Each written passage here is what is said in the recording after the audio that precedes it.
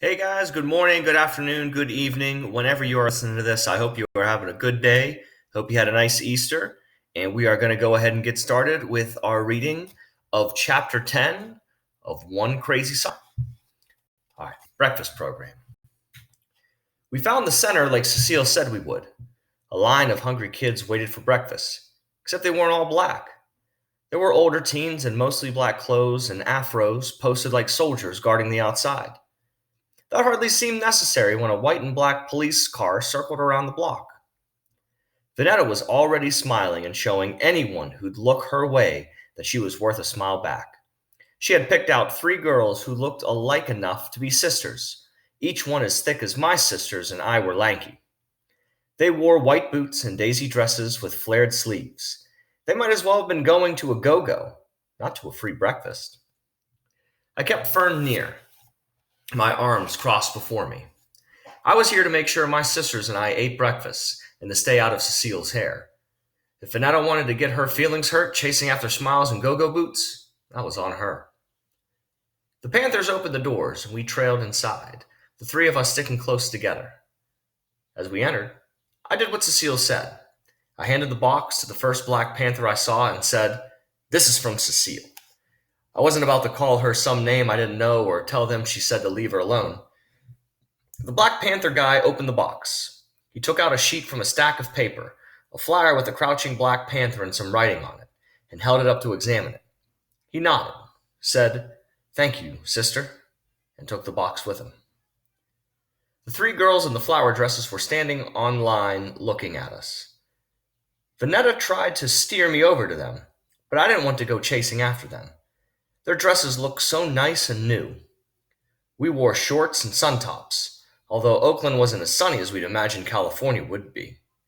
I found us a place online behind Puerto Ricans who didn't look Puerto Rican, but who spoke Spanish. Then I remembered our study of the 50 states. They were probably Mexicans. I thought Black Panthers would only look out for black people, but there were the 2 Mexicans, a little white boy and a boy who looked both black and Chinese.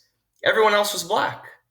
I'd never seen the Black Panthers making breakfast on the news, but then beating eggs never makes the evening news. As we stood on line, a guy who should have kept walking stopped right in front of us. He crossed his arms and looked down at Fern. I recognized the beakish nose on that narrow face. He was the one in the telephone booth who had turned his back to us, like he didn't want to be seen. For all I knew, he was one of those in the black berets and afros who'd come knocking on Cecile's door last night. Now he stood across from Fern, his legs apart and his arms folded. "What is wrong with this picture?" he stated instead of asked. He knew the answer, all right. I was pretty good at reading faces. He didn't have a leather jacket, but he was one of them. On his black t-shirt was a dead white pig and flies buzzing around it, and the words, "Off the pig," in white letters. His hair was a big loose afro because it was a little stringy. Stringy like Lucy Raleigh's, who bragged about being part Chickasaw in the 4th grade, but by 5th grade was singing "I'm Black and I'm Proud," louder than loud because James Brown's song had made it the thing to do. The stringy afro-wearing beak man wasn't Papa grown or Cecile grown, probably all of 19 or 20, but he thought he was something. He was putting on a show for all the other black beret wearers. When none of us spoke, he pointed and asked again the question whose answer he already knew. "What is wrong with this picture?"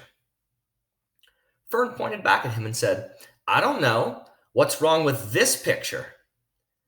The other Black Panthers laughed and told Fern, "That's right, lil' sis. Don't take nothing from no one."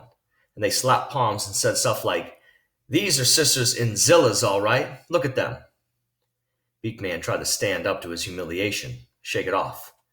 "Lil' sis, are you a white girl or a black girl?"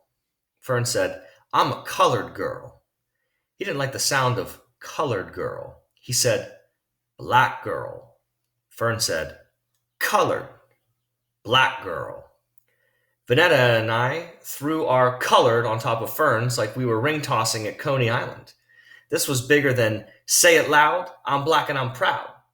If one of us said colored, we all said colored, unless we were fighting among ourselves. All right then, colored girls, Big Beak said. Why are you carrying that self-hatred around in your arms? An older teenage girl in a Cal State t-shirt said, Kelvin, you're crazy. Leave those colored girls alone. Big-beaked, stringy-haired Kelvin looked pleased with himself. I said, that's not self-hatred, that's her doll. Yeah, a doll baby. Miss Patty Cake. In spite of the Cal State girl and the other Black Panthers saying, leave those girls alone, he went on. Are your eyes blue like hers? Is your hair blonde like hers? Is your skin white like hers? The girl said again, Crazy Kelvin, stop it. Just stop it. Crazy Kelvin turned to a lady who wore an African print dress and a matching cloth wrapped around her head. Sister Mukumbu, our colored girls here need some re-education. And he walked away, one of those pimp walks like, how you like me now. Sister Mukumbu just smiled at him like she didn't take Crazy Kelvin seriously. She and the Cal State girl exchanged a look. The Cal State girl turned toward me and said, Don't mind Crazy Kelvin. That's what we call him. He's a little wild.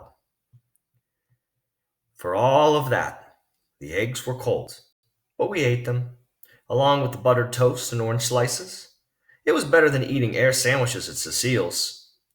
Fern hugged Miss Patty Cake, but refrained from putting a piece of toast to her doll's lips like she would have done at home.